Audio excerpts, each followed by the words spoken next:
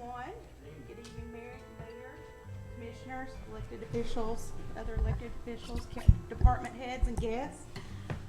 We are going to start this evening with the public hearing portion of our Andrews County Board of Commissioners meeting. The first topic that we will discuss will be the rezoning of 120 Old Terracotta Hills Road, Clinton, from R1 to R1S to R1. Is there anyone here? Is there anyone here who would like to speak for that?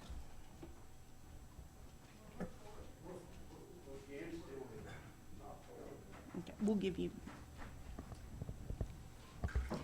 Please come to the podium and just state your name and your address, please. My name is Larry Koontz, and we're trying to put just a duplex on that property. There was a mobile home there. We've tore down and removed. We're just wanting to put a duplex. So, I don't know. What did you say your name was? Larry Koontz. Yeah, Koontz.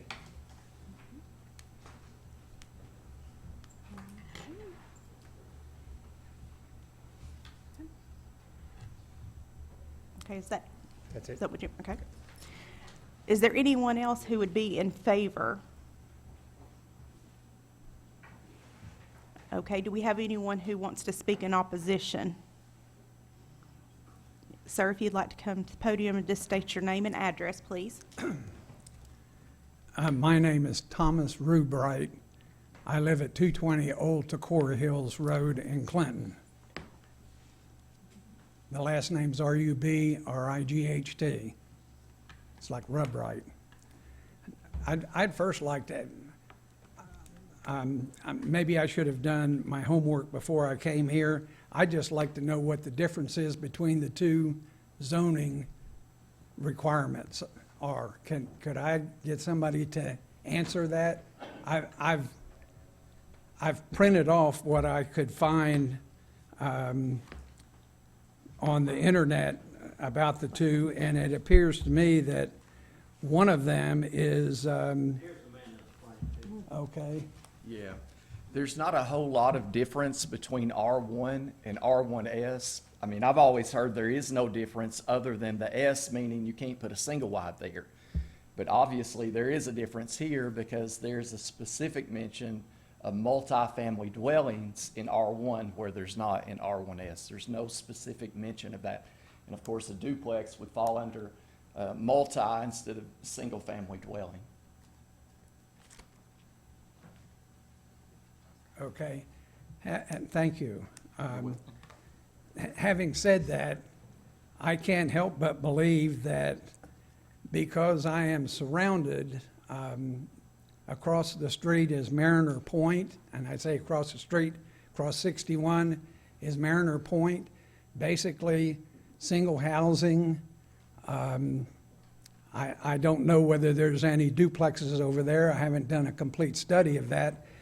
But Old Tacora Hills Road, my property is right adjacent to Quail Hollow, and Quail Hollow is all single-family housing. I can't help but think you put duplexes, the gentleman just said a duplex. I don't know whether that means 1 or 2 or 5 or 10, but I can't help but think that that would lower my property values substantially if we allowed that to happen.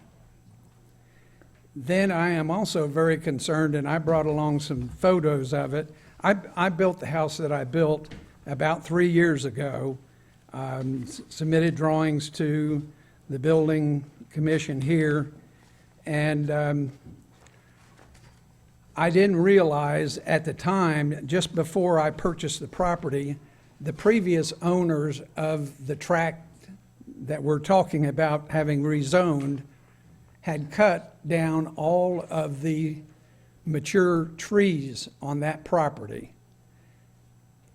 You can do a study of Google Earth and look down on it 5 years ago, 3 years ago, 10 years ago, and you can see what I'm talking about. And what that resulted in, and I brought some pictures here of flooding that's occurred on property. I have put in a driveway, and you can look at these photos. I put in a driveway of some 1,175 feet, almost a quarter of a mile of concrete driveway that partially gets flooded so you can't drive on it. Now, I just celebrated my 79th birthday. I am getting every day more set up to have an emergency call for an ambulance or some other Sir, issue. You've gone over your 3 minutes. I'm sorry. Okay. Can you wrap up just a Well, couple sentences? I'm concerned about the flooding. You can look at that. I'm also concerned about traffic. It appears that the police department, city or county, is not real interested in the traffic that runs down there. There's the entrance to Old Tocora Hills Road. The Mariner Point, it's the main entrance exit. There's an Exxon station, there's New Salem Baptist Church, and there's the Lantern at Morning Point. That's all right there. A study needs to be put into effect for traffic control there. Thank you much. Thank you, sir. Anyone else? Please state your name and your address. I'm Ron Evans, 210 Old Tocora Hills Road. My property joins this new development. I had 23 acres that joined it, and I've sold Mr. Rubright 6 acres off the top. And all the water, that's where this water collects, is on my property. Since they've cleared the property from trees, I've never had flooding. I've owned that property since 2004, and I've never had water problems until they cut all the timber. All I'm asking, before we get approved, I want to see the drainage, where it's all going, and what kind of development they will put on it. I'm not against developing property. I've done myself quite a few, but I want to see that before it is approved. Because I can't take any more water on my property. And it does drain into my property. If they cut roads or anything like that, it has to be adjusted where the water don't come in there. And that property, it's rezoning there is sinkholes, couple sinkholes, and all the water goes in it. I even got one behind my property. That's where this water goes to. We cannot stop the sinkholes. That keeps that whole neighborhood drained. It goes to Clinch River, well, Milton Hill, goes towards, goes down Myrna Point. There's 2 or 3 sinkholes in Myrna Point. It goes all the way through there. And that's, like I tell you, I want to see it when they get it designed or whatever. And we'll come back and discuss it or whatever you want to do with it.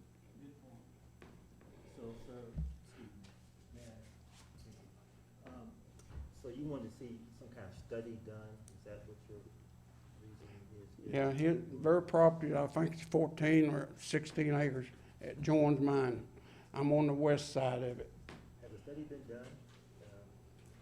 Do you know? To my knowledge, not yet, but, I mean, the only way they would have to submit an official drainage plan is if they disturb more than an acre. I mean, by clearing the property, you know, did they disturb the root mats too? Yeah. Okay. The previous owners, not there, it's the previous owners. Sure. And also, just to bring a little clarity, they're just talking about building one duplex. This is not some major development. Yeah, I mean, that's opened the door for more, right? Well, I don't know, you know, I don't Well, know their mind. But at this point, one duplex is all I know about. And as far as the stormwater, I don't care to come and look at that to see if maybe there's some kind of, you know, ideas to mitigate for the stormwater runoff to help Okay. with that. Okay. So is there anyone else that would like to speak? Thank you. You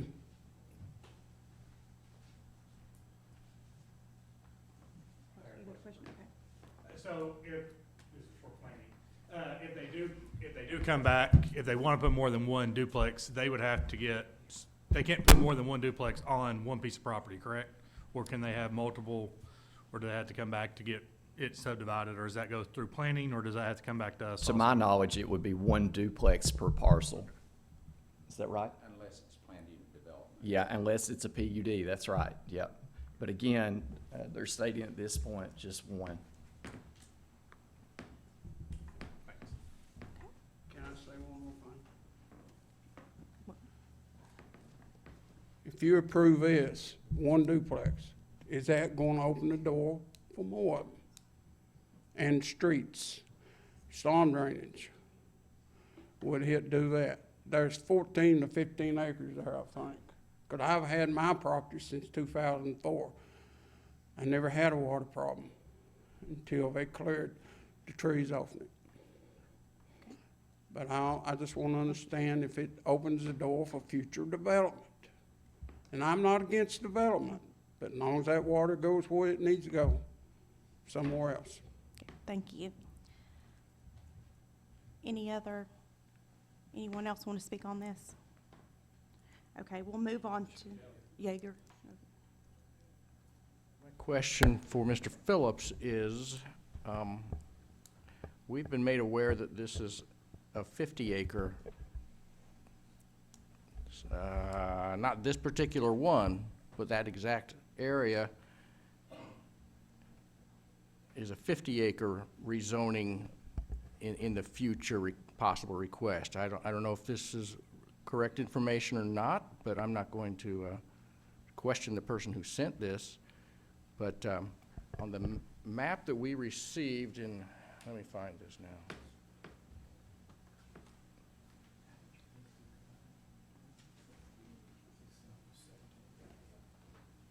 Okay, there's a huge R1 in purple on this map we received. Can you explain that for me, if you have the same map that I do? Yes, this R1 that's there, I mean, that's just the current zoning of that area. And to my knowledge, there's I haven't heard any kind of intention of rezoning any of that. Just the two parcels that are highlighted that should be on the map that you have. And those two parcels combined, I think it's like 16, 17 acres. So I don't know anything about 50 acres. All right, I'm just unclear then, thanks. Danny, what is allowed in the R1? Basically, single-family dwellings, just, yeah, and this would have to be done by special exception, if I'm not mistaken.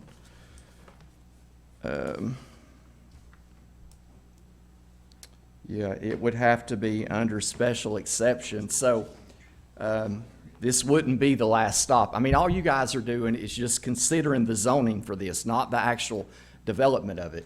If it was any kind of significant development, I mean, it's got to come back to the Planning Commission, to the Board of Zoning Appeals.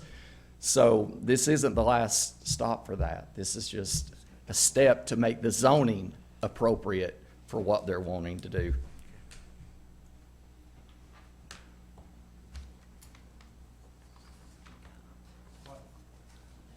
How many acres are in the R1 in that area?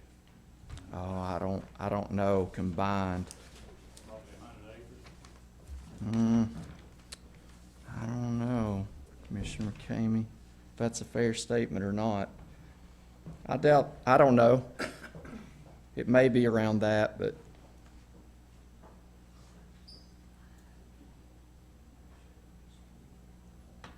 in the R1S, there's probably more than that. In the R1, I don't know if there's 100 acres. Because again, when you look at these two parcels highlighted together, they're like 16 or 17 acres. I mean, if you use that in comparison to what's in purple, there's not 100 acres there, you know. Okay, and what else is allowed? Is it a multifamily, so it could be an apartment building? That would be something more planned, though, than just pulling a building permit. I don't know. You know, again, that would be a little bit more of an in-depth plan that, again, would go to the Planning Commission. But it would be in the proper zoning I would believe so, yes, sir. Multifamily, yeah. If we don't approve this, then that could never happen, right? Yep, that's the way I would understand it, yes, sir. Okay, thank you. Okay, we need to move on to the next topic, and we are going to discuss the rezoning of 700 Sulphur Springs Road from R1 to A2. Is there anyone here to speak in favor of that? Just approach the podium, just state your name and your address, please. My name is Daniel Salajan. My address, where I live, 104 Dalton Lane, Clinton, Tennessee, 37716. Can I explain? I'll try to do the best to explain this with my Romanian accent. I moved to the area to pastor a church here in Clinton, a Romanian church, Romanian American church. Driving on Sulphur Springs, I saw this lot, so I bought it. And now I'm trying to bring my children, that are both ministers, and maybe build something over there, and also make it useful for the area. And we were thinking maybe in the future if we can put a coffee shop-ish with some pastries, Romanian kind of pastries, European kind of style, small. It's 3.3 acres. It's kind of hard to put stuff on that land because it's hilly. We're thinking to do the best of it, and maybe some maybe a few storage units if it's possible somewhere in there, and it's closer to my house, so we're thinking to do something nice over there on that corner, even though it's very close to the train. The train will be just music to it, so. Yeah. Thank you. Anyone else want to speak in favor? No. Okay. Okay, do we have anybody that wants to speak in opposition? If you'd like to come forward and state your name and your address, please. My name's Melissa Wilshire. I have the property he bought is, I'm right, owned across from Jerry's Market, all the way around and across the railroad tracks, and his property is involved with mine, and I've got a little over 6 acres. And where he's wanting to build is, there's, to where we're looking at it, I've lived there all of my life, and it's a rock cliff. And the previous owner, he was going to sell it years ago, and he had it tested. And the light company said they could get lights up. Water, no, because there is a sinkhole. It's connected to my property, and the sinkhole has got bigger and bigger. And what it is, the fence is dividing that sinkhole, and you cannot fill in that sinkhole because there's a spring that comes off the hill that involves with that, and it comes underneath the railroad track into my property, and then it goes underneath the road there on Sulphur Springs and goes to across the creek and involves with that. But we just don't see of anybody wanting to put something like that up there, especially with beside our property and where the railroad is. The railroad come through there years ago and took the telephone poles down. And they went up through there and put the lines underground. And we asked the railroad if there's any way we could just use that to go to our property, and they said no. And it's where he has his property, you know, they bought their property. Then it goes to my property. Then it goes to my late father's property. And, you know, we just don't see, that's just not big enough for what he's calling for. I mean, to put 2 storage and plus that little, I mean, that is a dangerous place anyway at the railroad because there's so many wrecks where people don't pay attention. They just come straight out from under the hill, under the railroad, or they come off the lower road. And I mean, there is multiple wrecks there, especially in the winter.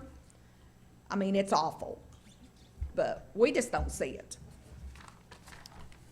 Thank you. Is there anyone else wants to speak in opposition?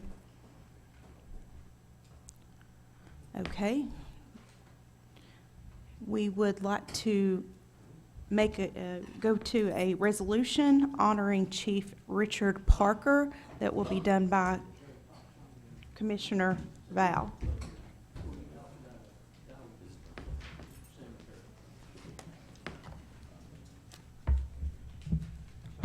It's all right.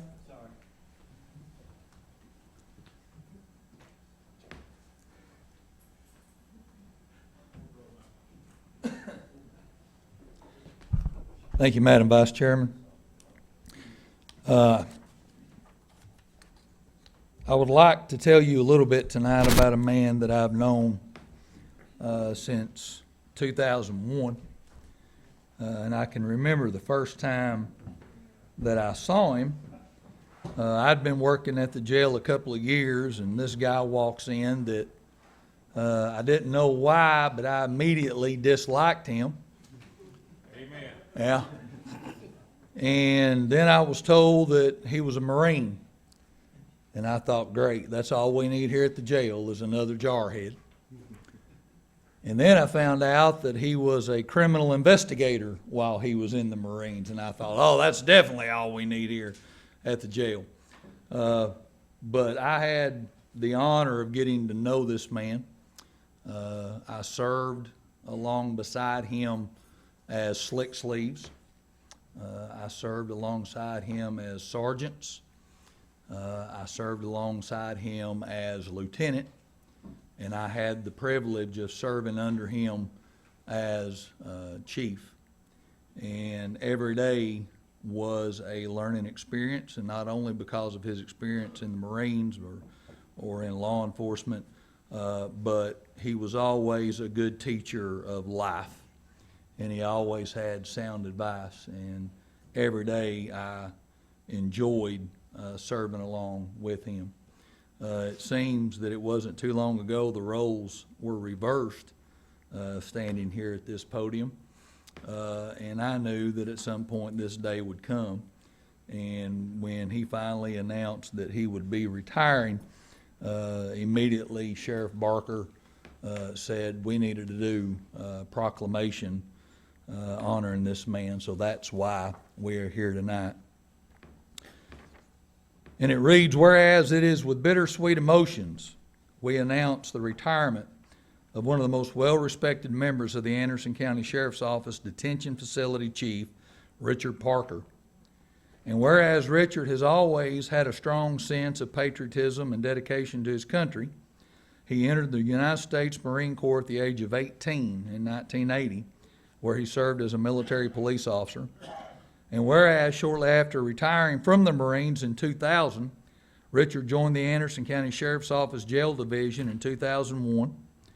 And whereas during his tenure, despite the many hours of overtime in conjunction with his many duties, Richard completed his criminal justice degree in 2006. And whereas over his years of service, Richard was quickly promoted due to his unmatched work ethic and dedication. In 2003, just 2 years after joining the jail division, he was promoted to sergeant. In 2010, he was promoted to lieutenant. And in 2018, Richard was promoted to assistant chief jail administrator. And whereas Richard was instrumental in the collection of evidence and information that protected this county from lawsuits numerous times over the years, he has been a shining example of dedication and service to the detention facility and the community by mentoring several deputies and helping them to achieve promotions themselves. One of his most notable contributions to the detention facility was playing an instrumental role in helping the facility achieve the new Tennessee Corrections Institute Tier 2 accreditation. Only 2 jails in the state of Tennessee have obtained this critical certification as of the date of this resolution. Now therefore be it resolved by the Anderson County Board of Commissioners meeting in regular session this 20th day of November 2023 that we honor Chief Richard Dale Parker for his exemplary service to Anderson County, congratulate him on his retirement, and wish him well with his future endeavors. He has made a positive and impactful mark on the history of the Anderson County Sheriff's Office. We graciously thank him for his dedication and congratulate him for a job well done. Anderson County and the Sheriff's Office are forever grateful for his many years of dedicated service. His legacy will never be forgotten. Be it further resolved, pursuant to Tennessee Code Annotated 8-8-218, the sheriff has authorized Chief Parker to retain his service weapon and badge in recognition of his many years of good and faithful service to the citizens of Anderson County. Be it further resolved that we hereby proclaim Friday, December 1, 2023, as Chief Richard Parker Day in recognition of his superior service to the citizens of this great county. Resolved, duly passed and effective this 20th day of November 2023. Signed, Chairman Tyler Mays, Mayor Terry Frank, Jeff Cole County Clerk, and Russell Barker Sheriff.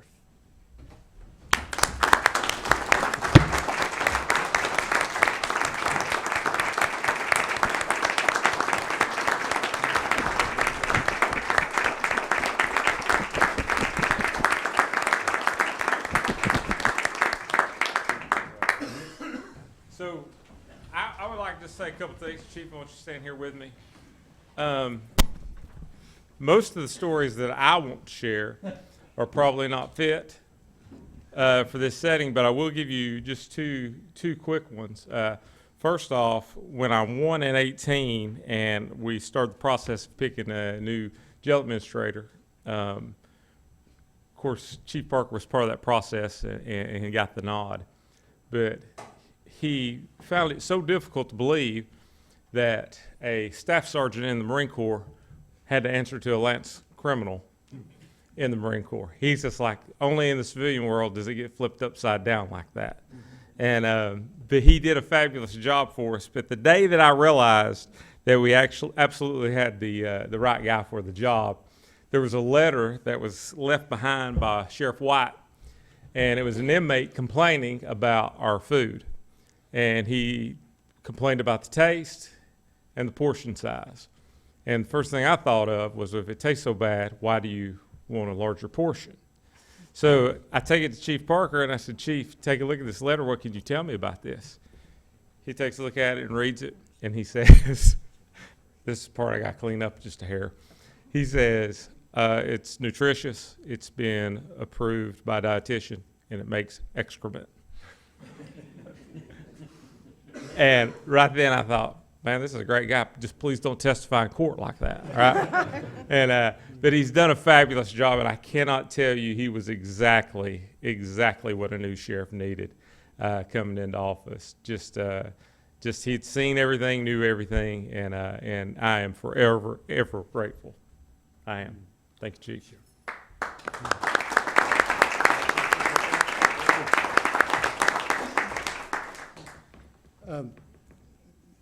This is really great. It was unexpected, but what I would really like to say is that it's all a team effort. This award, you know, there's stuff on there that a lot of people put work into, and that includes everyone in here passing resolutions to get Tier 2 done. The mayor, because I can't tell you how many letters the mayor has had from inmates' mothers and family members and whatnot that she contacted me about. And Jay, I mean, he took care of me on more than one occasion. And,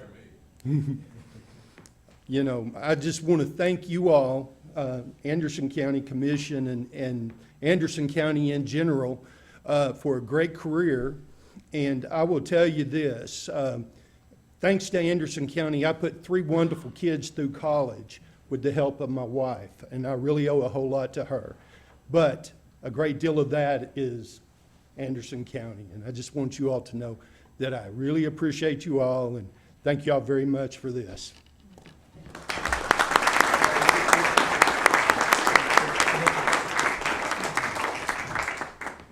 Thank you, Chief Parker.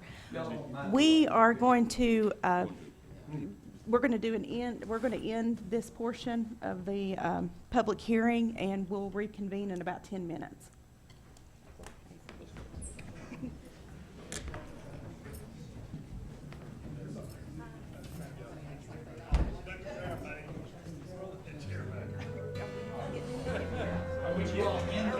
Oh.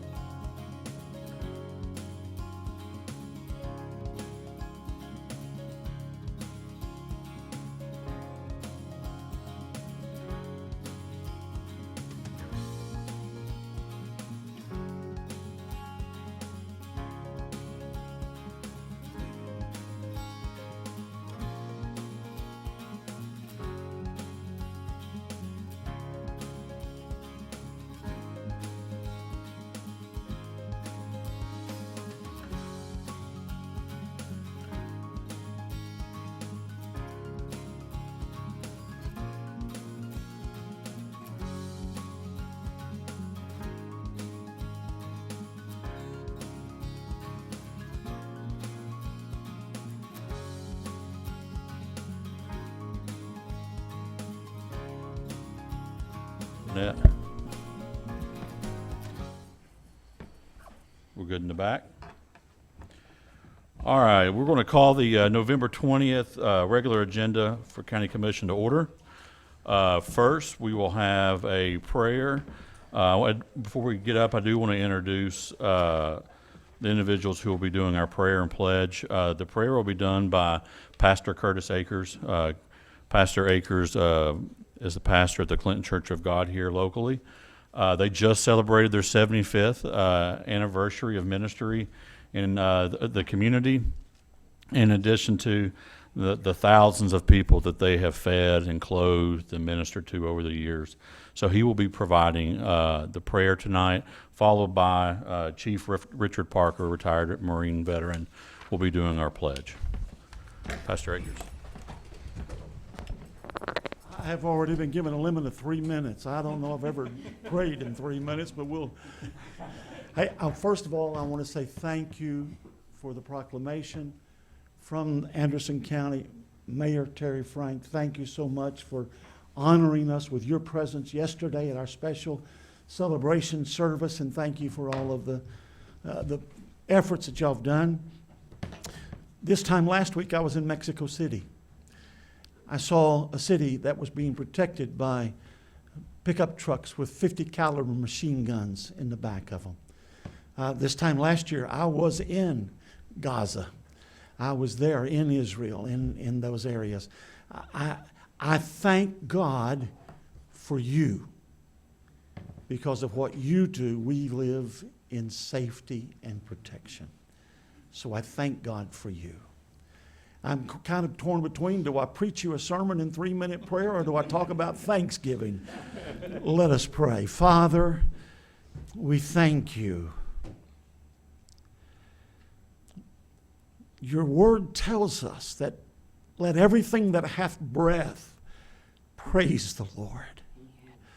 And we praise you. We praise you, God, for the protection and the safety and the flag of freedom which we live under. We thank you, Heavenly Father, for these individuals who serve this community. Many of them having prayed the very same prayer that Solomon did for wisdom to bless the people. Thank you, Almighty God, for those efforts. Father, we pray for those that are in harm's way tonight. We pray for the innocents, that life is being lost. We ask, Almighty God, your intervention.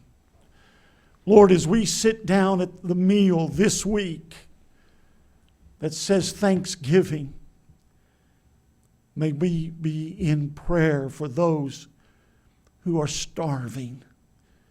And we ask you, Almighty God, to touch our hearts, open our eyes, open our minds to your understanding, that we may be the light on the hill that this country has been called to be. And let it shine.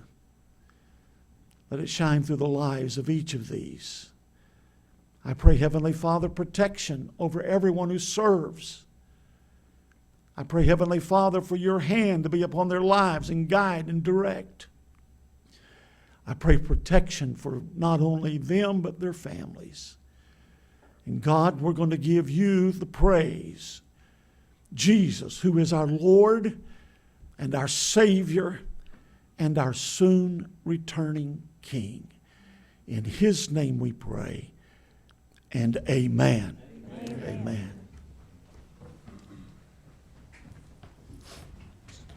Salute. I pledge allegiance to the flag of the United States of America and to the republic for which it stands, one nation, under God, indivisible, with liberty and justice for all. Thank you both.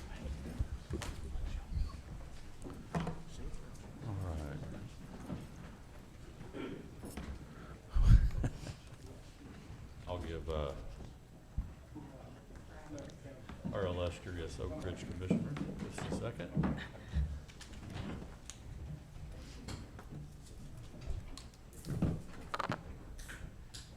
All right, moving on. I'm not sure if this mic is on, but I will, my wife says I'm loud, so that'll be just fine. First, we're going to go with appearance of citizens. Appearance of citizens is for items on or not on the agenda. You will have 3 minutes to address the commission. We will do a hard cutoff at 3 minutes. The time will be up on the monitors, and then our parliamentarian will be the one to give you your 30-second warning should we go down that road. Just a reminder, the appearance of citizens is to talk about things on or not on the agenda. There have been issues facing the county for many months. Again, we want everybody to be heard.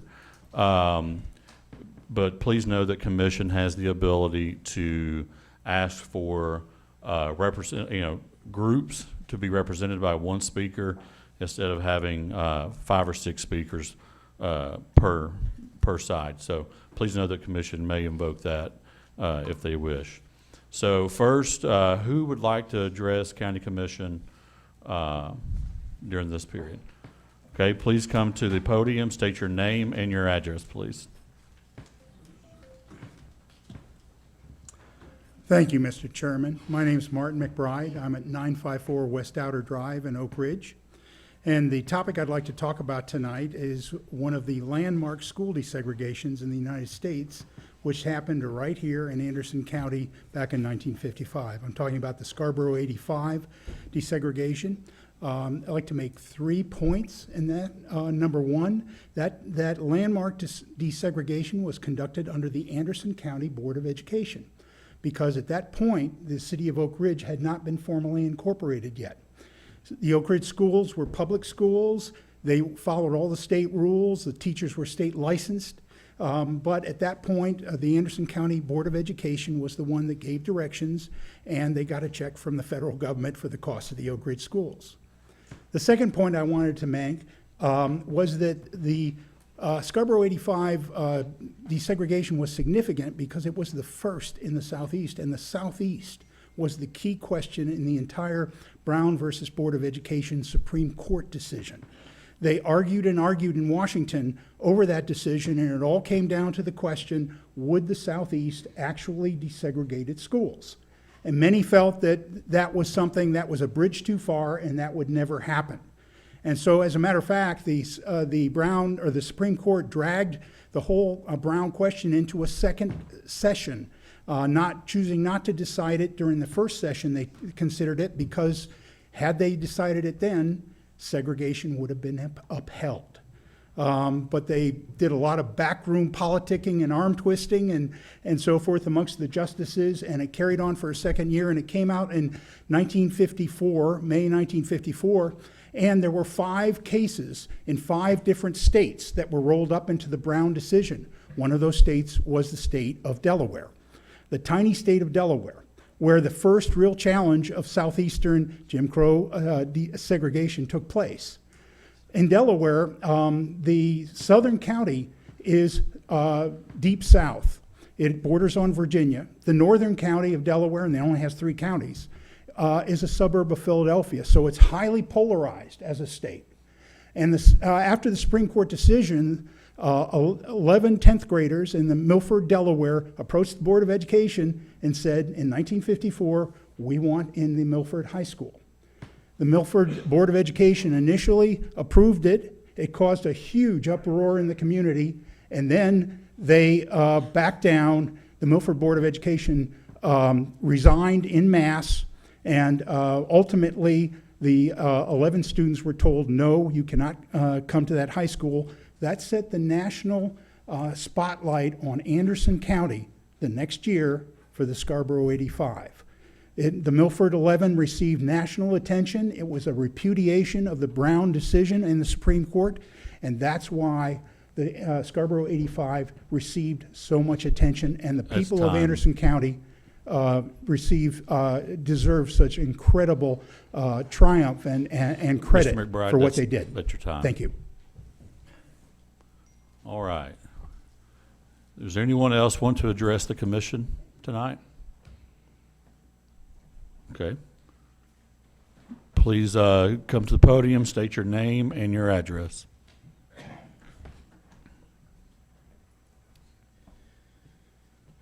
Well, my name is Nathan Mullins, and I've addressed the county in one capacity or another at a library board or the commission here over a dozen times. What is your address, please? 103 Kingfisher Lane, Oak Ridge, Tennessee. I would like to respectfully ask the new chairman, 1 year ago, when you said, when we first brought this issue to y'all, you said, fairly enough, you said, well, if anybody thinks I'm trying to keep this book issue from being addressed or being looked at through this commission, well, that's just asinine. Well, I would like to adjure the commission and ask respectfully that it is very pertinent to the public, being that the community has come forward and we've proven the community standard, that the churches and the parents who have just become more aware, we're halfway to 5,000 signatures. There's very little likelihood that any one person is going to speak for any particular side. So in the interest of transparency, I would respectfully ask that this notion that 2 people be designated because the issue is tired is asinine. The issue is growing. Public awareness is, we have consensus. The library board has attempted to move privately with a small board to what is called a compromise. There are other people here who may want to be addressing this real soon. Again, as I said before, an activist from Oak Ridge that is called James Lindsay, that's trying to divide the United Methodist Church, is the proponent of this, main proponent of this compromise. The other person is a rogue rhino agent, loosely affiliated with the Republican side. Those are the only 2 people that I know, and I do know for certain who they are, that have decided to do this compromise. And neither of them have any authority. And when he decided to cuss the board the other night, the one half of that compromise agent lost all credibility and face. So again, with 30 seconds remaining, I'm asking, before our people come along in the next election and our representatives make rulings, please faithfully consider that the public has made their opinion known in a community standard, and we expect it to be heard fully outside of a biased and prejudiced library board. Thank you very much. Thank you. Is there anyone else who would like to address? Okay.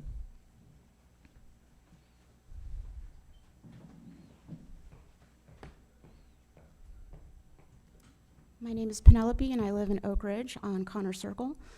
In the spirit of Thanksgiving, I wanted to publicly thank the chair of the library board, Josh Anderson, for his vote, and also for the library board members. As a mom of 3 kids, stay-at-home mom, homeschooler, I'm very happy with the restriction, and I can say many, many, many families have come to me, called me, and they also are very, very happy and thankful for the vote. So thank you. Thank you. Anyone else? Ma'am?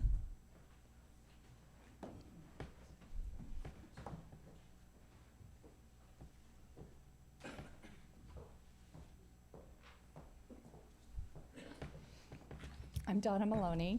I live at 111 Tempura Drive in Oak Ridge, and I too have been here many times. I'm confused about why we're still talking about banning and removing books from our public library. The library board at its November meeting passed a policy that was agreeable to folks on both sides. Not all folks, but the majority of Americans, most of us here in Anderson County, can come together and work for a solution that is somewhere in the middle.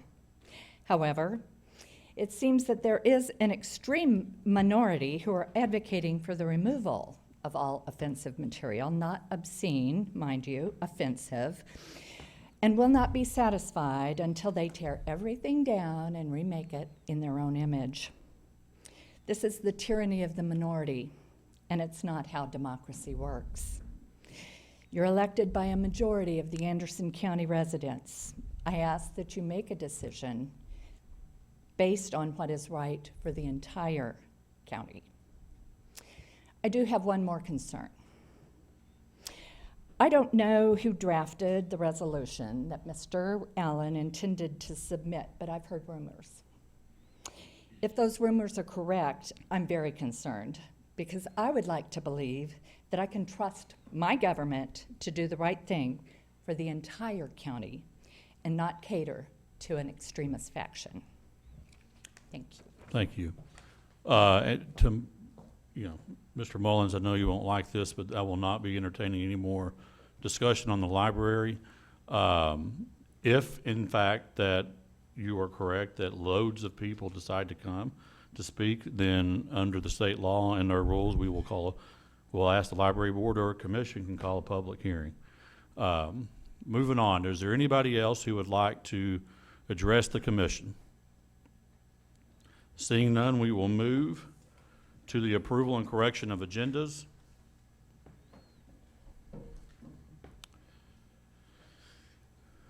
First, the consent agenda.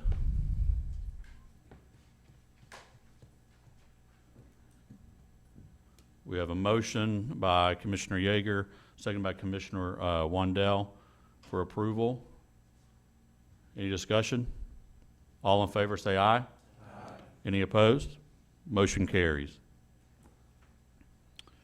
All right. The regular agenda. We have a motion by Commissioner McCamey, seconded by Commissioner Wandell.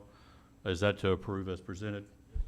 All right. Any discussion? All in favor say aye. Aye. Any opposed? Motion carries. We will now move to Chairwoman Vandergrift's public hearing report. This evening, during the public hearing, we took up two issues. The first being the rezoning of 120 Old Takora Hills from R1S to R1. All right, we have a motion by Commissioner Isbell, seconded by Commissioner McCamey.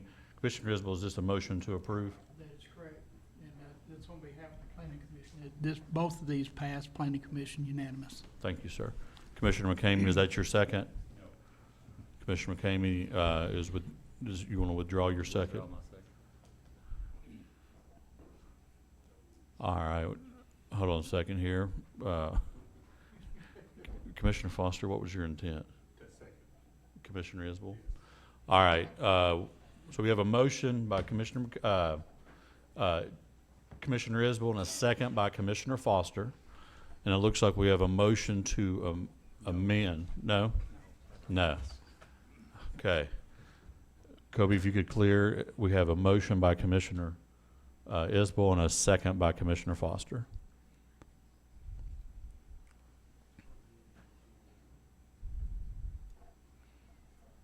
I will just tell everyone that we've rolled out some new things in roll call, trying to get a little more in the 2023.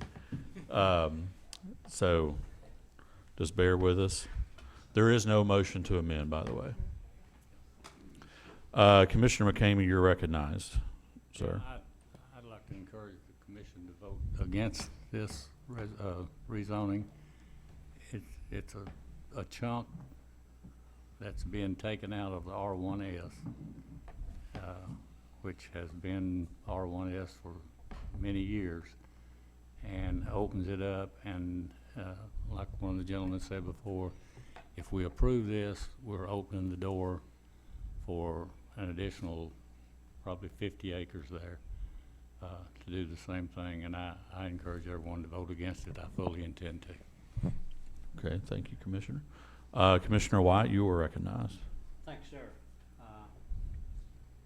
I serve in the same district here as Mr. McCamey, and I've had... Commissioner, will you speak into your mic? I've had 7 calls against it, and I've had no calls for it. So I'd strongly urge the commission to vote against this. Okay. Thank you. Yes, sir. Is there anyone else? We have a motion and a second on the floor to approve the rezoning at 120 Old Tacora Hill, or Tacora Hills. No other discussion? All in favor, say aye. Aye. Any opposed? No. Motion fails. Thank you. No.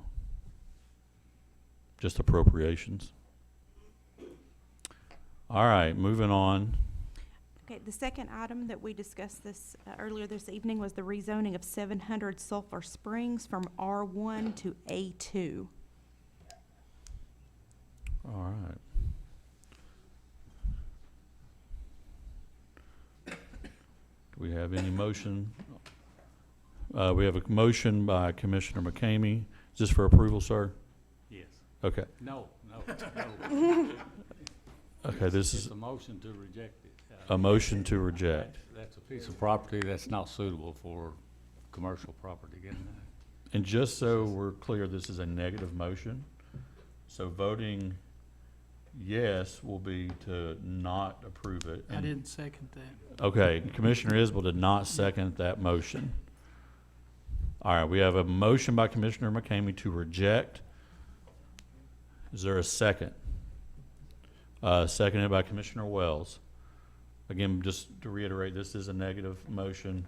So a motion if you approve this, you're voting to reject the property. If you vote no, you are voting in favor of the property.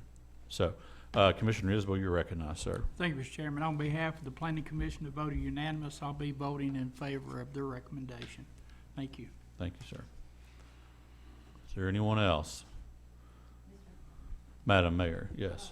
Just a quick question, because someone said commercial. I think the zoning, and maybe Danny can come forward, is a request from R1 to A2, rural residential. And so I think a comment was made about a commercial zone. So I just wanted to make sure that the body was clear on what the actual request is. Is there any commissioners that are unclear about that? I mean, Would you like to- one of the members stated it, so I just wanted to clarify. I said commercial is across the street there at the old Miller's Cafe. But would storage buildings be allowed on that property? If it's rezoned to A2. If it's Would rezoned. be, Right. and so would the cafe. But that's also the zoning of Miller's Cafe straight across the road from there. Right. And if I'm not mistaken, I can't pronounce his last name, so I'm gonna say Pastor Dan. I think that he actually checked on potentially buying that building, because that makes more sense for what he's wanting to do, because it was a restaurant in operation at one time. But I think it's either already being occupied or, something else going on that prohibited that. And that's why he was looking at the property across the road. Yeah, I'll apologize. I did say commercial, but I feel like it ought to be commercial if it's gonna have storage buildings or a coffee shop. Good catch, Mayor. All right, any other discussion on the motion? Remember, voting yes is to reject, voting no is to accept. All in favor of the motion signify by saying aye. Aye. Any opposed? No. Motion carries. Okay. Mr. Chairman, Yes, sir. I very seldom vote against any planning commission recommendation, but these are two that I've had several calls about, and I just didn't feel it was right to let the people down that have contacted me. I've not had anybody contact me, like Commissioner White said, that was in favor of this. So, but I generally go along with the planning commission's recommendation, but in this Gotcha. case, I just couldn't do it. Okay. Commissioner Isbell? Go ahead, Sean. Okay, yes, and I understand Commissioner McCamey. When they come to planning commission, it's kind of like going to the beer board. if they meet all the recommendations and all that, we really don't have much of a choice. But that's what this body does. So I'm a representative of the Planning Commission. That's why I voted in affirmative action. But thank you. Thank you, sir. That was the end of the public hearing. All right. Thank you so much. So moving on, presentation of report. We have County Mayor Terry Frank. I will say that initially it was just questions for commissioners, but I do think she has a surprise announcement that she would like to make.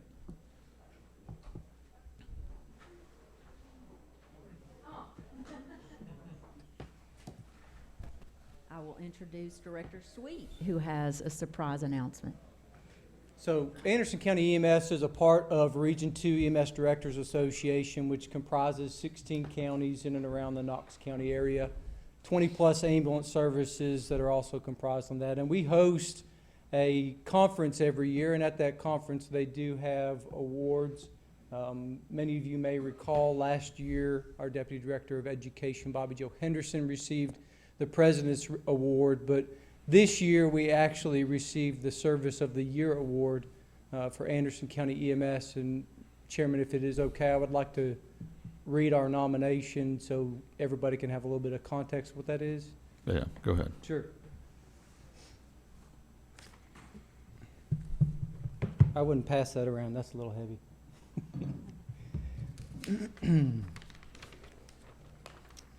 So the men and women who make Anderson County EMS great are the crews that answer the calls and the admin that have helped support them to meet the community's need every single day.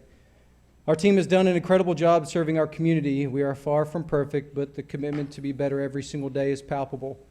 Over the last 3 years, we have seen a continued rise in 911 responses, and the patients we have seen are sicker than they have ever been.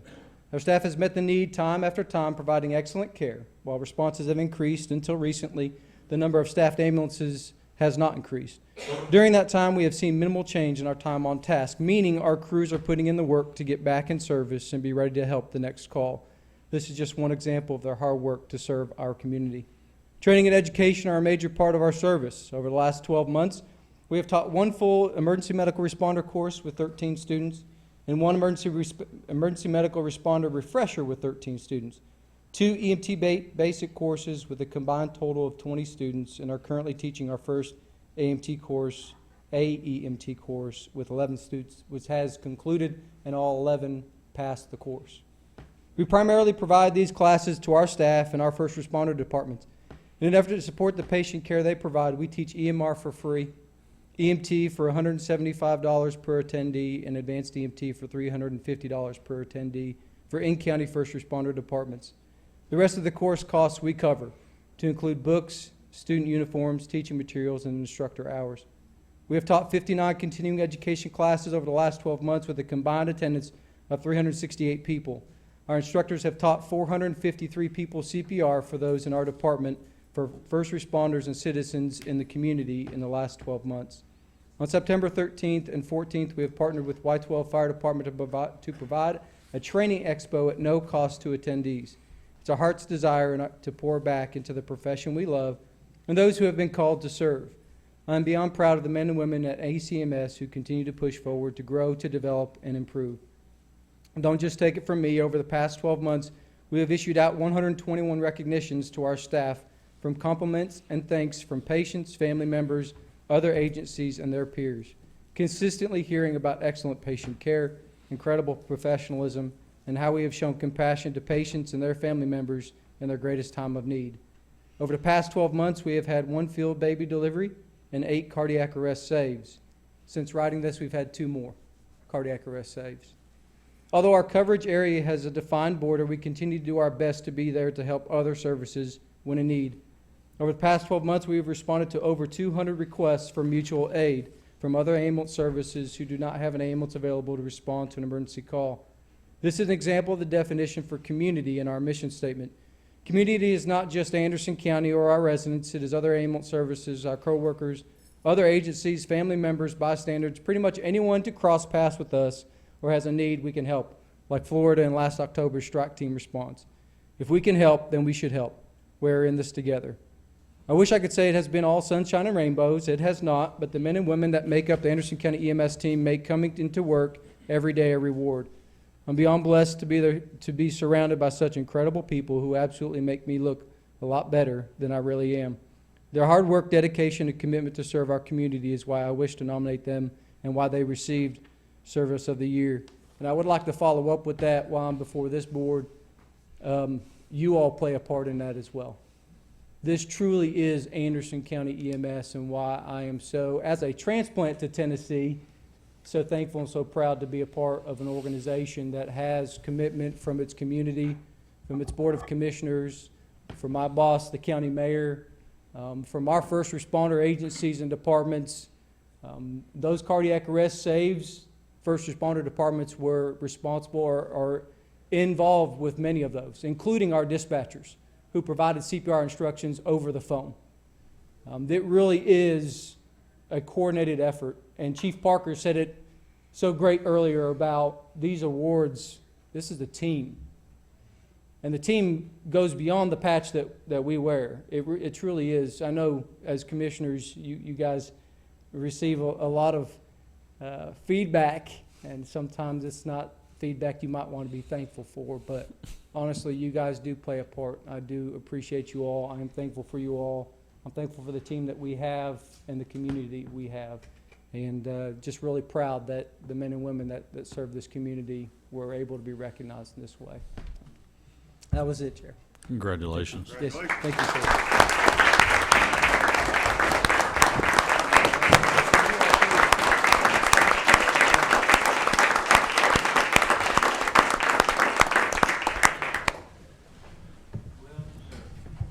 Yes, sir. Thank you, Mr. Chair. Thank you. Commissioner Yeager, you're recognized, sir. Nathan, can you come back up here, please, for a second? I know you just had 11 advanced EMT designated graduation. Course. Yes, sir. And that was I don't know, was it like 360-hour program, something like that? Yes, it was 240 hours of instruction and hands-on, and it was another 108 of clinical orientation rides. Okay, I just wanted to give you that moment to share, because I don't know if you're coming back up here. My question is, what's the next step to paramedic from that level? Paramedic is the next after advanced EMT. No, I mean, what do you have to do to become a paramedic after AEMT? In this area, Roane State teaches it. It is a 3-semester course. So advanced EMT is typically a 1-semester course. EMT Basics a 1-semester course. Paramedic is a 3-semester course. So anyone that is wanting to go to paramedic some classes start in January, some start in August, and it's a full 12 months before they complete that course. Do you have anybody in that right now? I know we have a gentleman who actually went down to part-time to take that class and plans to come back full-time when he's done. And one of the AEMTs that went through our class is trying to get into that January class for paramedic. Okay, great. Well, congratulations on all those graduates, by the way. Yes, sir. Yes, and then if out of 11, 7 were Anderson County EMS employees, 3 were from the Oak Ridge Fire Department, and 1 was from Clinton Fire Department. Yeah. Thank you, Nathan. Yes, sir. Does anybody have anything for the mayor? Happy Thanksgiving, Mayor. Oh, my. Here comes the yams. What the status is of the senior center upgrades that we gave the money for? What's the status of the building on that? I don't have a expected finish date. When we opted for all of the changes, it was estimated 6 months, but they are absolutely just doing a bang-up job, no pun intended, with the hammering, but they've already got sheetrocking, they're dropping the lighting. It's moving a lot quicker than anticipated. Okay. All right. Commissioner Wendell? Thank you. I just wanted to follow up on that. I stopped by there a few weeks ago, and it looked like it was coming along really good. The MOU that we have with the Senior Center, I noticed in the middle of the body of the MOU, it had outlined that you or the Senior Center would come up with a form for those folks that want to use the building, because when we did the MOU, we'd give nonprofits and organizations a way to use the building so I haven't seen the form. I was just wondering, has it been developed? No, I can go back and look at that MOU. I thought that we had that kind of as a placeholder and that we never got into actually allowing anyone other than like something intergovernmental to take place there. So that was my understanding, but I'd have to go back and pull the folder out and take a look at it. So I know we've had people from, outside ask about renting it. We've let like EMS or another governmental agency use it as a meeting space, but never any outside organization or individual. Thank you, Mayor. Thank you. Well, that was authorized by county commission, and then that was terminated too, so, yeah. If you want me to develop that form, I will. I'm not sure of your interest, but we can always knock that form out real quick. Okay. Is there anyone else? Questions for the mayor? All right, seeing none, we'll move on. We will go to the Director of Finance report. Please, yes. If you don't mind, can I just go over one thing? Yeah. Here. I don't have any action items here, but on my written report, I didn't know if anybody has any questions on that, but you authorized us to foreclose on that lien. That's item E. Hold on 1 second, Jay. Are you talking about on your report? Right. Oh, we're going to finance. Oh, I thought I was after the mayor. No. I'm so sorry. This is changing too much. No, we changed it. I'm so sorry. We changed it last month. Yeah. Just whenever you get to me, thank you. Yes. I get a routine and it's always going to be that way. Okay. We are going to flip it just for, if it's okay with commission, to allow purchasing to go first. So any objection to allowing her? Okay. Catherine? Thank you, I really appreciate that. Working for family-friendly environments, invaluable at times. So under the purchasing committee meeting minutes, we had the first contract with Realty Executives we are removing from the agenda. So then we just have 4 that have been approved by the law director, submitting for your approval either individually or as a group. All right, we have a motion by Commissioner Yeager, seconded by Commissioner Allen. This is to approve as a group, correct? 2 through 5. 2 through 5. Are there any comments, any discussion? Seeing none, go to the board and vote, please.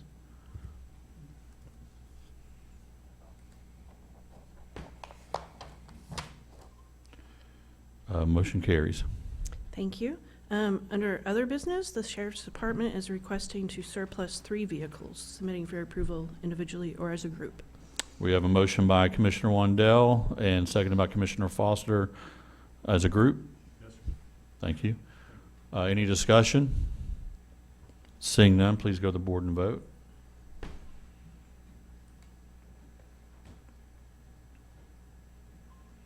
Motion carries. And the last item under new business is a grant for tourism, submitting for your approval. All right, we have a motion by Commissioner Foster, seconded by Commissioner Yeager for approval. Any discussion? Commissioner Wandell, you're recognized. Thank you, Mr. Chairman. Do we know where these funds go? Do they go in the tourism code or? Stephanie, Randy, do you know? Okay, thank you. Good. Anyone else? Any other discussion? Seeing none, please go to the board and vote.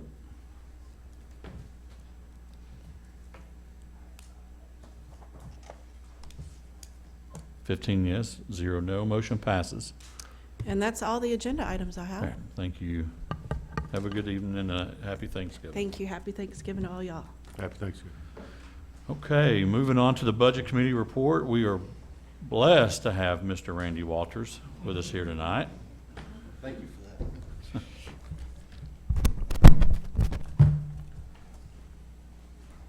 Okay, starting with the cash and fund balance report. The general fund has an unassigned fund balance of $10,729,092. Total fund balance of $17,441,877, and a cash balance of $14,919,200. General Purpose School Fund has committed funds of $10,008,821. Fund balance in the same amount of $10,008,821.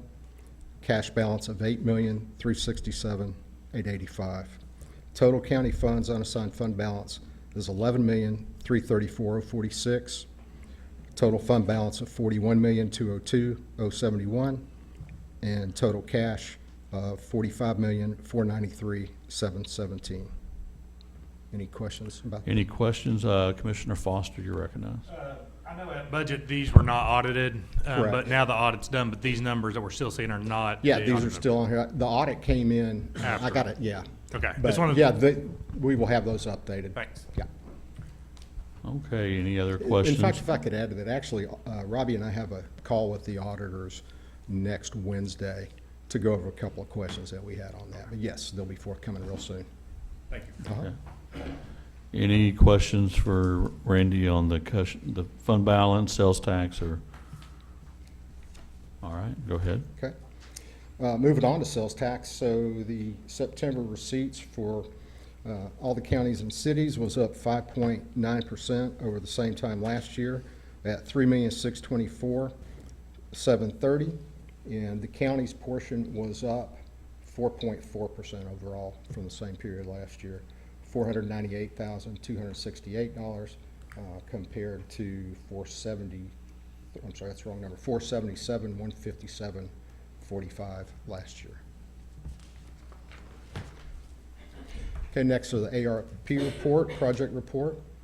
Of the $14,952,074 that the county received, we currently have committed funds of $12,109,334 to projects, and that leaves us a total of $2,842,740 left to commit. And that commit date, just to remind everyone, is December 31st of 2024.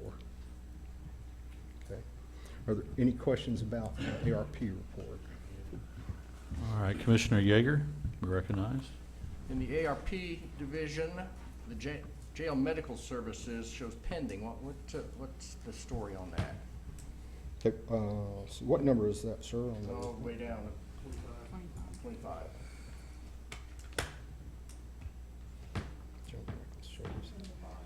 Oh, I see it. Yeah. So that means that we just need to make that transfer. Okay. Yeah. Okay. So that's an accounting Thanks. move. All right. I will point out one other thing too, and I mentioned this at the budget committee meeting. Looks like we have at least the possibility at this point of being able to reclassify $1.4 million from the paving projects that the highway department did to the more restricted fund source there, which that'll free up $1.4 million under unrestricted too. So we're in the process right now of seeing if we meet all of the criteria for that, but it looks pretty positive at this point. We should know that soon. Very good. Any other questions for Randy regarding the ARP funds? Okay, the next report is the grant inventory report, and I think that's something that you asked for, Commissioner Wandell, and so just what I'd like to point on that report is that there is a total grants, this does not include ARP or schools, of $13,435,635 this year, and that compares to $10,028,000 last year, so volume's up. Okay. Commissioner Wandell, you're recognized. Thank you, Mr. Chairman. Randy, thank you, and Robbie for this report. Very handy. Would it be too much trouble to add those codes that these funds are earmarked for? I recognize sometimes they may go into different codes. On the ARP? On this grant piece. Yes, we actually have, this report actually has that information on it, it's just not displayed here. I follow you. Yeah, because we were using it to inform auditors. No problem, I'll ask for it, and it won't fit on here is what you're saying. Yeah, I mean, we can I can give you that information Okay. certainly. Thank you, this is very, very good. Thank you. Thank you, Mr. Chairman. Anyone else? Okay. All right, moving on to the items that were considered at budget meeting. Group 1 are transfers not requiring county commission action, so we don't have to worry about that one. Group 2 are school appropriations. That consists of 4 items. I would seek approval for items 4 and 5 as a group or individually, and then talk about 7 and 8 separately.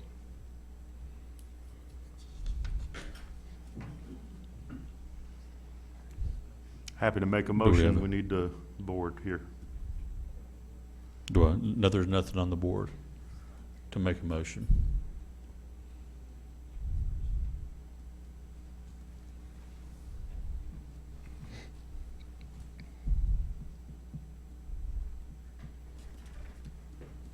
We can go old school.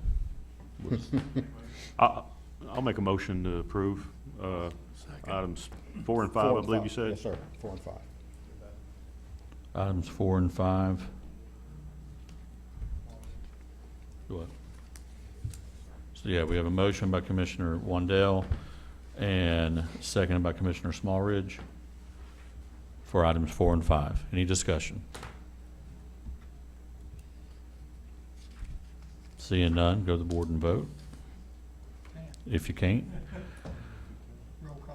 Yep. Well, we'll have to do a roll call vote with an appropriation. Madam Clerk, we put a microphone back there for you.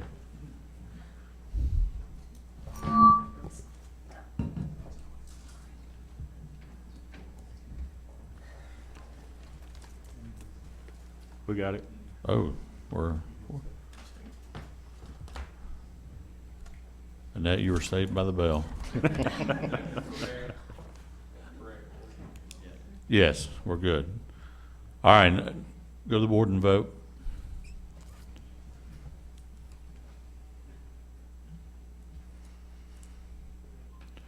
Motion passes. Are you wanting to go through these individually, Randy? Well, just 7 and 8, they deal with the same issue. One is a resolution, one is the actual appropriation amendment. So we can take those, I'm talking about 7 and 8, right? Mhm. We can't take those as a group, or we need to take We can.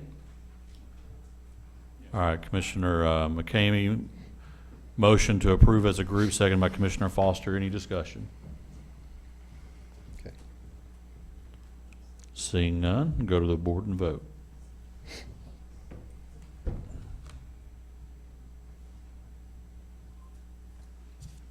All right, motion carries. Okay. Group 3, item 6 is a school payroll transfer that does require commission approval, seeking approval for item 6. We have a motion for approval by Commissioner Foster, seconded by Commissioner Anderson. Any discussion? Seeing none, go to the board and vote.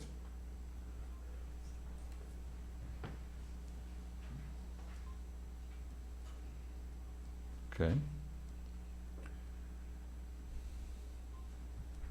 Motion carries. Okay, Group 4 are non-school appropriations requiring commission approval. It consists of 7 items, seeking approval as a group or individually. We have a motion by Commissioner Foster as a group, seconded by Commissioner Smallridge. Any discussion? Seeing none, go to the board and vote.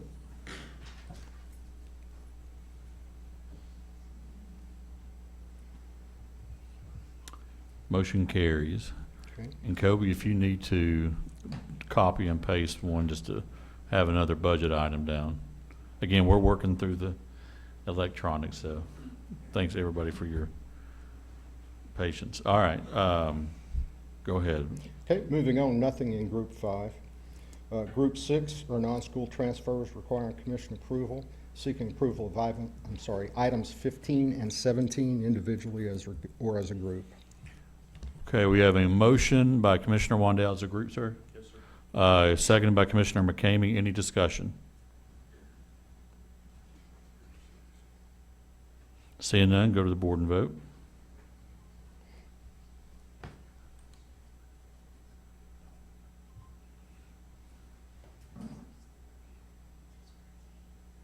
Motion carries. Okay. Group 7, miscellaneous. There was an update on longevity pay.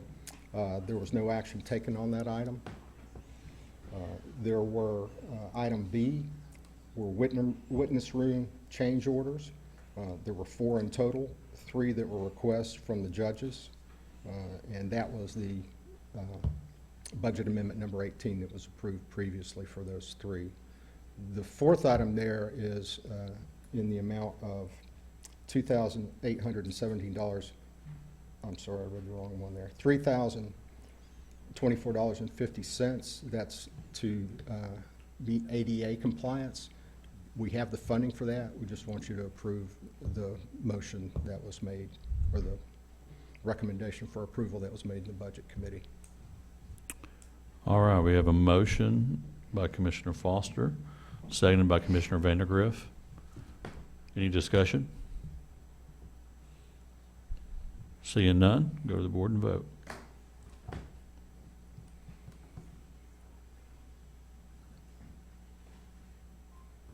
(15 yes, 0 no), motion passes. Okay. Item C was a request from the UT Extension Office that they add $10,000 to their 4th quarter invoice, provided that funding is available. In other words, it would have to already be in the budget, and that passed at Budget Committee with a recommendation for approval from the Commission, so seeking approval for that. Oh, it's locked up back there.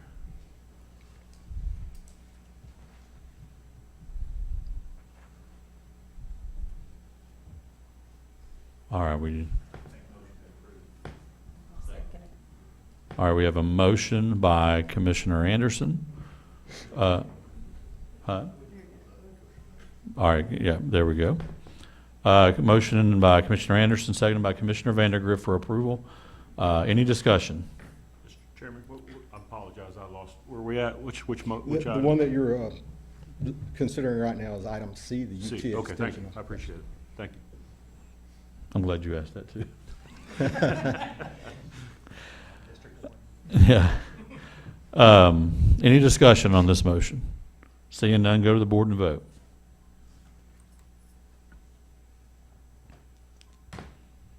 All right, 15 yes, 0 no, motion passes. Okay.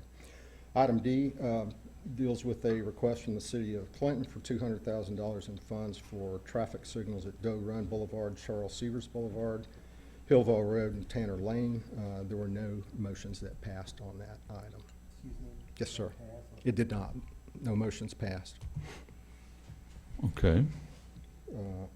Item. Hold so on one there's no- second. Hold on one yeah, second. there's no required action. Commissioner Wandell?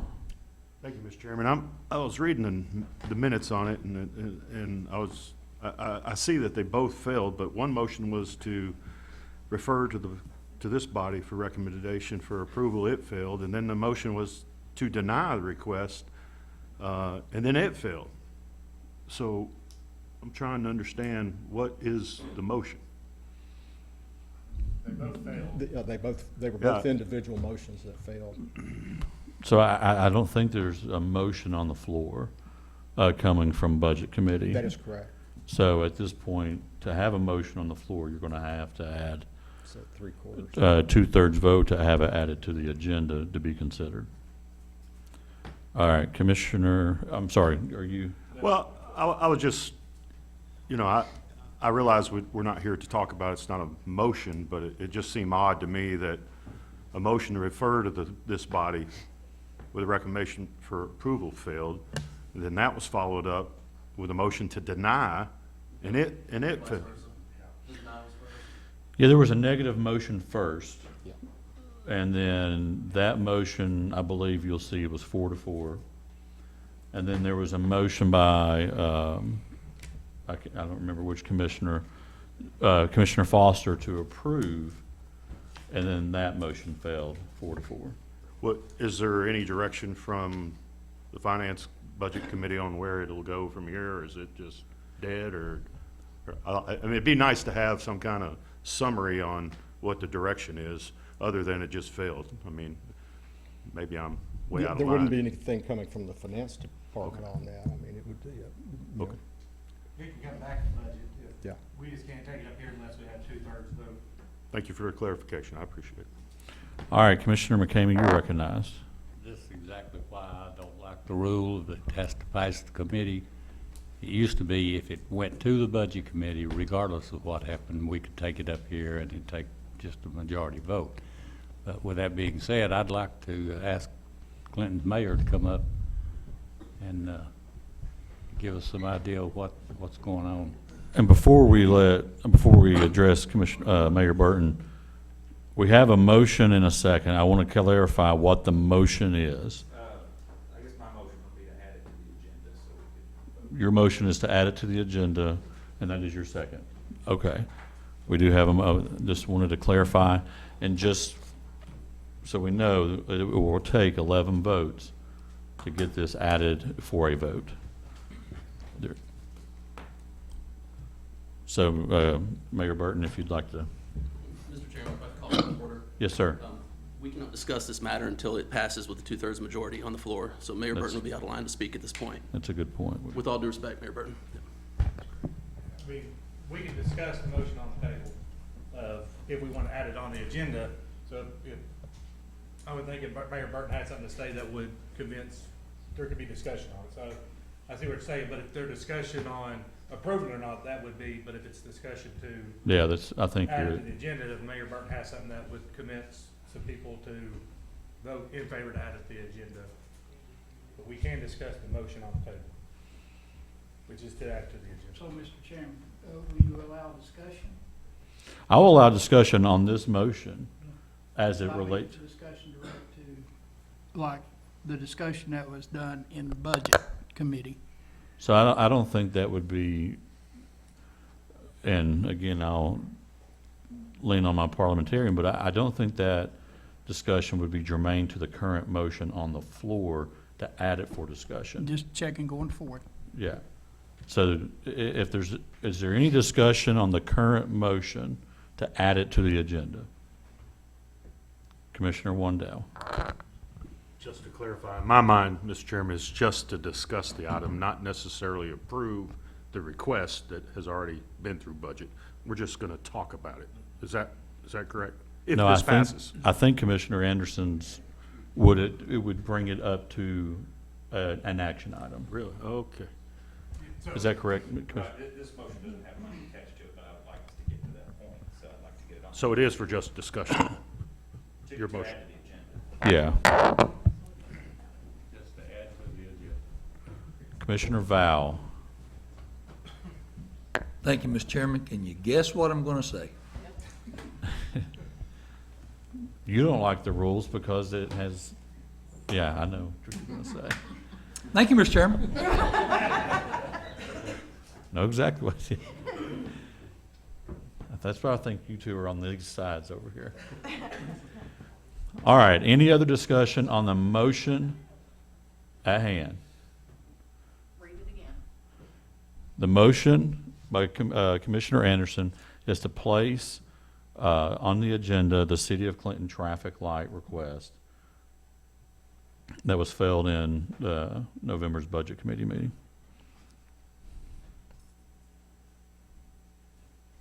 Is everybody good? We need 11 votes. This will be a voice vote. This is. Can I request to go to the board? We can do board if you need Do I have to make a motion to do that, or? We'll just go to the board and vote. Yes is adding, no is to not add. 7 yes, 8 no, motion fails. Okay, the next item discussed was funds 171, capital project funds, and 177, capital school project funds. Commissioner Mays. I can barely hear you, sir. Oh, I'm sorry. I'll move that. The next item on the agenda at the Budget Committee meeting was a discussion of funds 171, capital project funds, and 177, capital school projects. Commissioner Mays, I think you added that to the agenda. There was no action. It was just for taken, so it's discussion purposes for Budget Committee. And then the last item that did receive a motion was under new business, and it had to do with county funding for the Scarborough 85 project. The motion was to hold a nonprofit committee meeting as soon as possible and refer this item to that committee, as well as any other outstanding donation requests.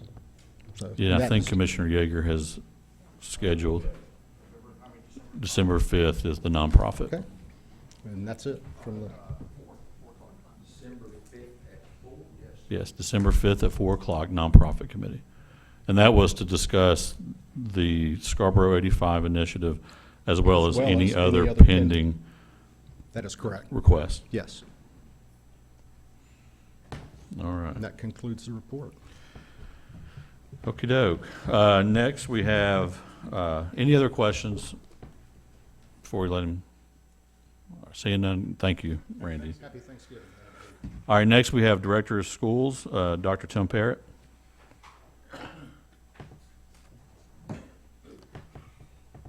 Thank you, Chairman Mays. It's always an honor to get to stand in front of you all and talk about our schools.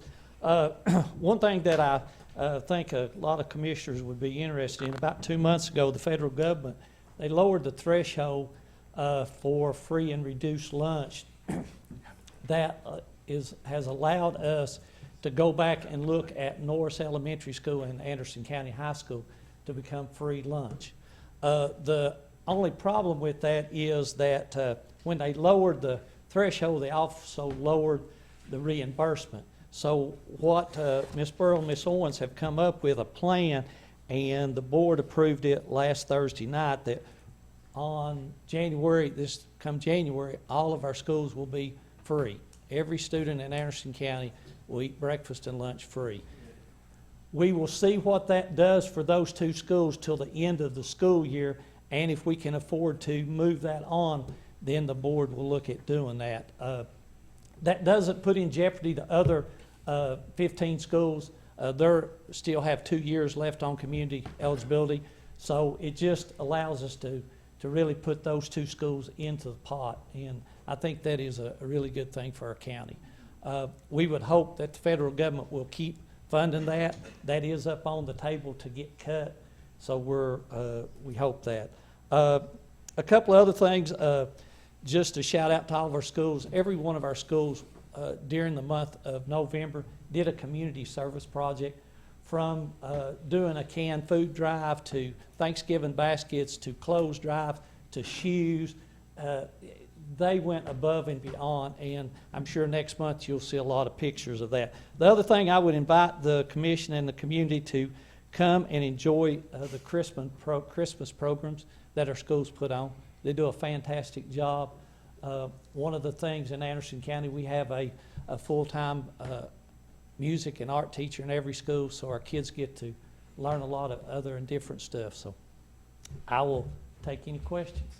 All right, Commissioner Yeager, you're recognized. All right. The discussion the state's having about the federal funds, how would that adversely affect you if that happens, that we refuse their funds? Well, the first thing would be, again, I don't know what the state's plan is, but that money is all the free and reduced lunch. That's all that money. It's the money for our special needs students. It's the money for our disadvantaged students. So it's about 15% of our budget. Is that Head Start also? Yes. Okay. So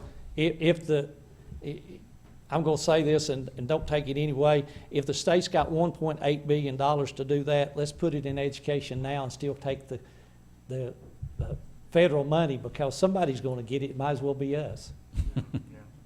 And the IDEA rules and everything, you cannot take the money, but you still got to live under the federal law. So. All right, Commissioner anything else, Commissioner Yeager? That's it, thank you. All right, Commissioner Wandell, you're recognized, sir. Thank you, Mr. Chairman.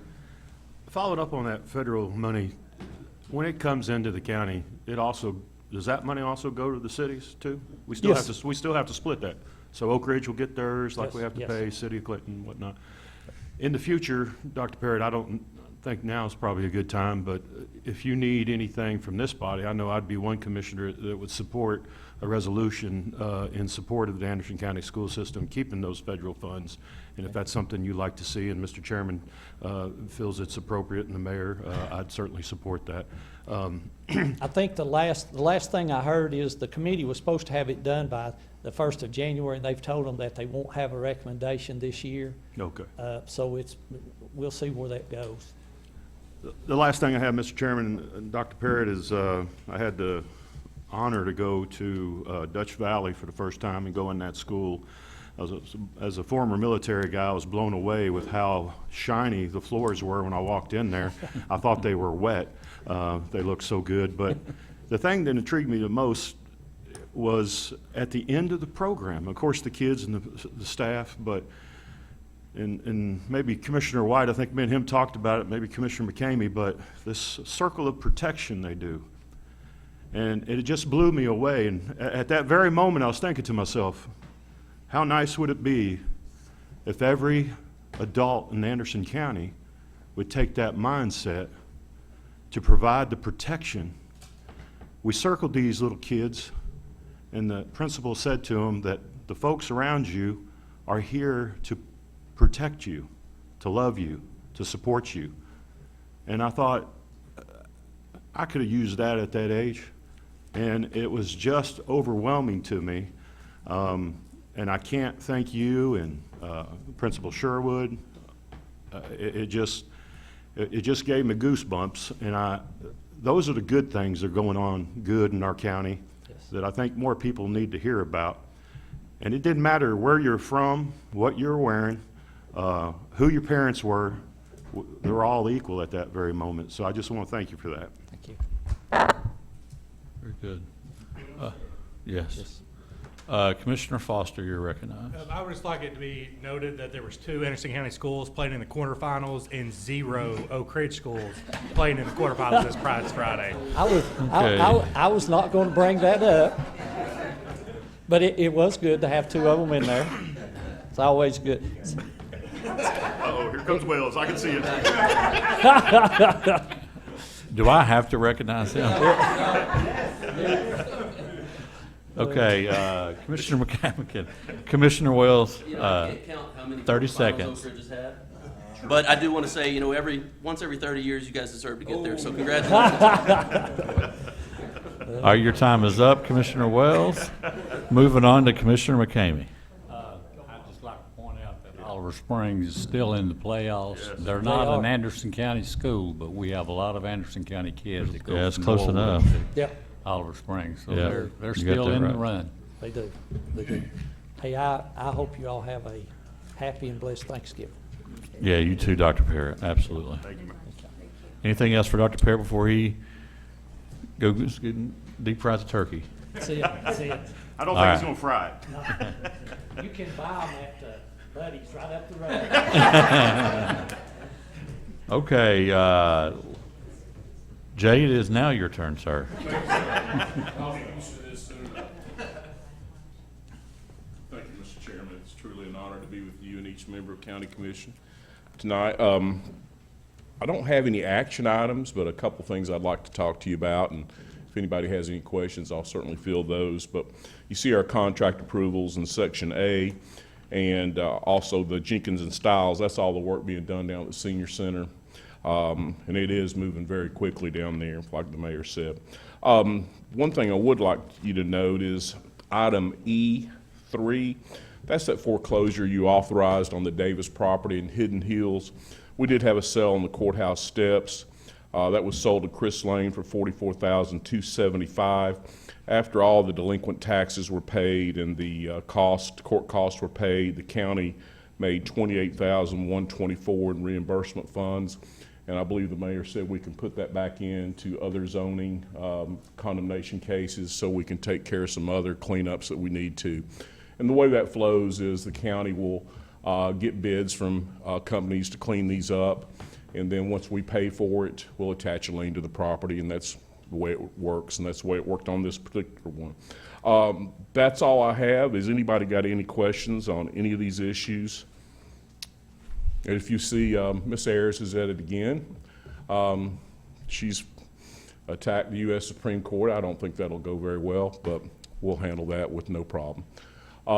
Any questions? Any questions for the law director? Thank you so much. Have Thank a you, Jay. great Have a- Thanksgiving. I hope you're able to spend time with your family. You Thank as well, sir.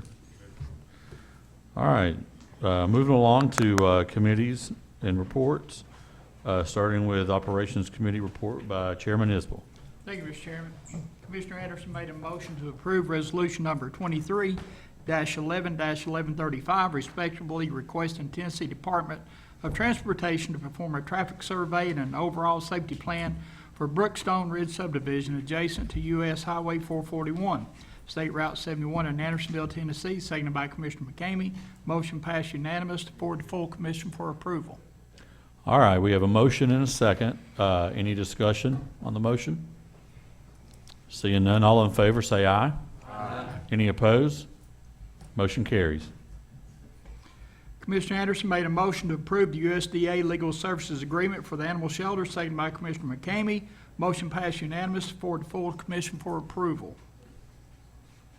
All right, we have a motion and a second for approval by Commissioner Wandell, seconded by Commissioner Yeager. Any discussion? Seeing none, all in favor say aye. Aye. Any opposed? Motion carries.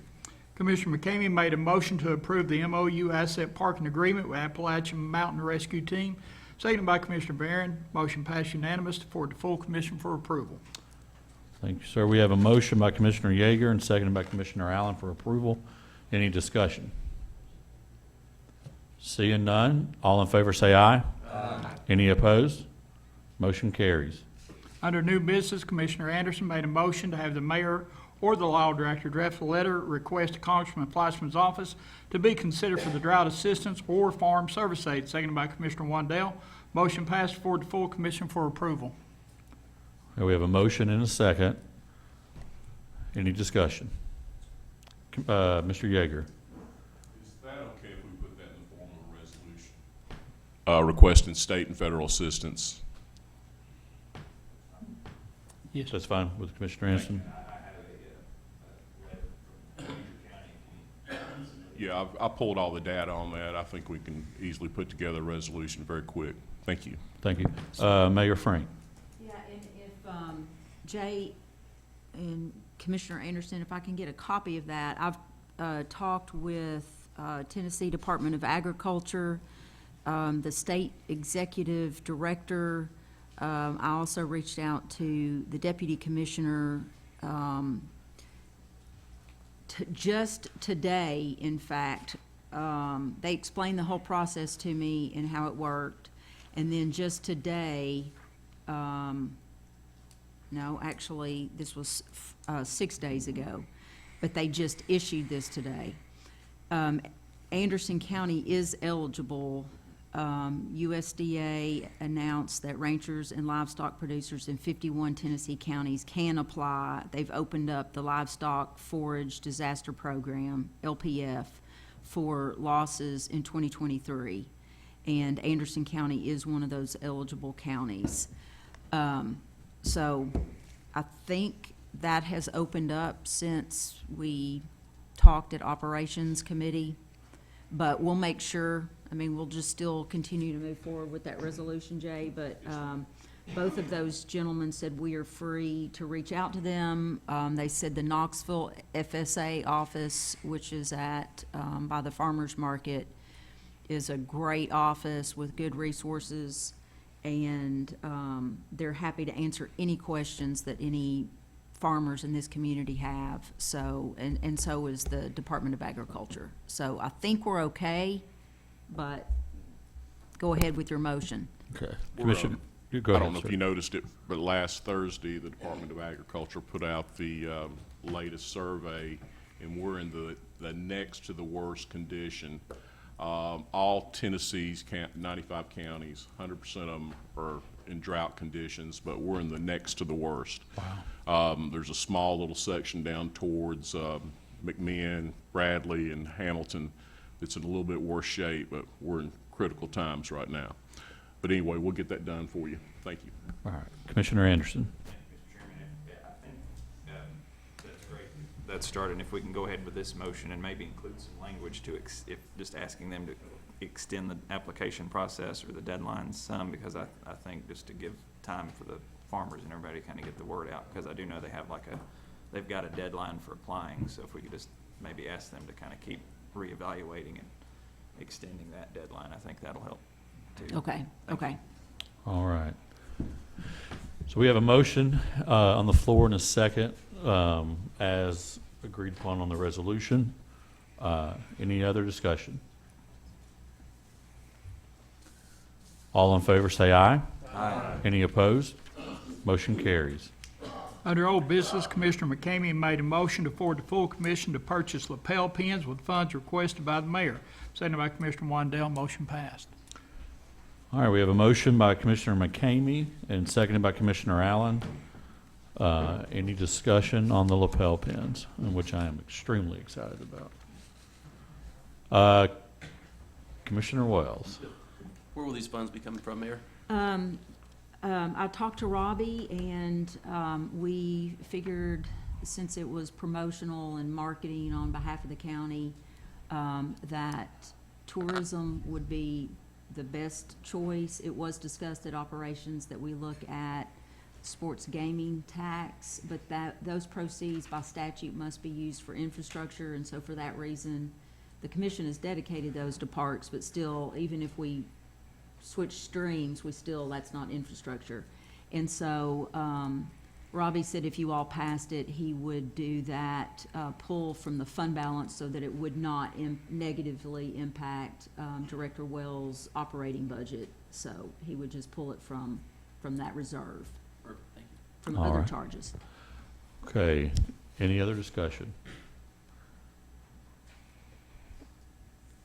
So do we need to board vote this as an appropriation, or is it? Yes. You know, I would, just because that Robbie's gonna do that backup Kobe, could you paperwork, change so- this from a voice vote to a board vote, please? You got it? All right, we'll go to the board and vote, please.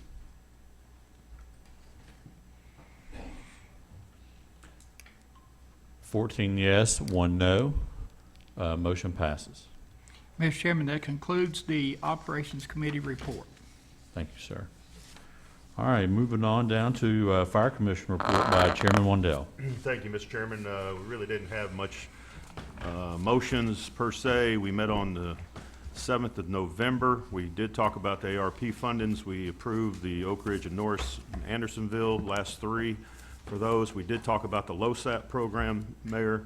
The request was to get them all in by November 15th, so I don't know if anybody got you. I notified the state and let them know that everyone has been fighting fires and not available for learning about this whole process.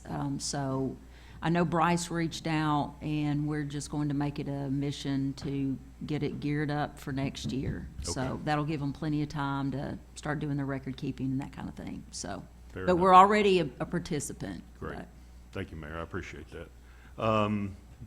That's really all we had for the Fire Commission, other than, I'll make the announcement, Mr. Chairman, there's a communications workshop and countywide radio communication December 4th, Monday at 6 p.m. at the Clinton Community Center in the Great Room. Mayor, do you have anything you want to add on that? No, sir. Okay. Great, thank you. That concludes the report on the Fire Commission. All righty, going right back to you on the Animal Advisory. We've care. already, Mr. Chairman, we've taken care of business. The only item we had was the discussion of a potential Anderson County Shelter Board.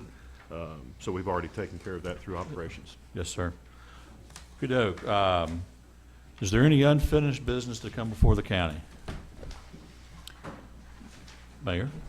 I did want to report back to Commissioner Val and Commissioner Vandegrift on the latest for broadband. I did reach out, and Comcast said they only recently received their contract. It had some revisions, and so from the last communication I had on November 10th, they said they're still 30 to 45 days out. And then for Highland Communication, let's see, phase 1 of their project, which starts at Oliver Springs and goes to Rocky Top, is underway. All of the right-of-way for phase 1 has been secured and all anchors have been set. Placement of strand and fiber is scheduled to begin the first week of December. The remote central office site in Rocky Top is currently under construction. The foundation has been completed. The building is scheduled to arrive the first week of December. The electronics for the remote central office are on order and expected to be delivered the second quarter of 2024. We should be activating customers in the Anderson County service areas in the summer of 2024. Good deal. All right. Any other unfinished business? Commissioner Smallridge. I just wanted to say, a few of us had the opportunity to visit the animal control facility last week, and it was really, appeared to be very well run and a big improvement from what I had seen earlier in my visit. So I appreciate the mayor giving us that opportunity, and look forward to a new facility at some point, because their biggest problem is space. There's just not enough space for everything they need, all the animals they need to accommodate. Thank you. All right. Any new business to come before the? All right, Commissioner Wandell. Thank you, Mr. Chairman. Mayor, is it, and I apologize, I missed Saturday. I unfortunately went to the Tennessee game like a dummy. I should have went to the animal shelter. I enjoyed myself much more. Is there, I know this is maybe a touchy issue for you, I don't know, but from my understanding, you have the authority as the mayor of the county to put out, and I'm gonna use the wrong term, you could correct me, a burn ban or a no burn permit. Are you at a point where you would consider doing that? Because I think it's getting pretty dicey. I sit at home and listen to that radio go off, and there's fires across the county, and I just wanted to get your feedback on that. Sure, and the process, if I have the authority to work with the state district forester. Okay. And I reach out to him, and Bryce has been involved in this as well. So from there, the state forester will make a recommendation or tell me about conditions that if the forester believes that's warranted. And so I know they have encouraged us not to, I mean, they're telling us about the conditions and what to watch for. And from there, if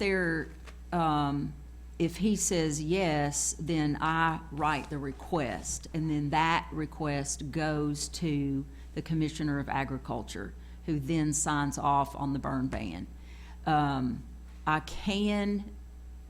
There is like an area where I can say, I absolutely want one, but then they tell you that you need to get with your legal counsel.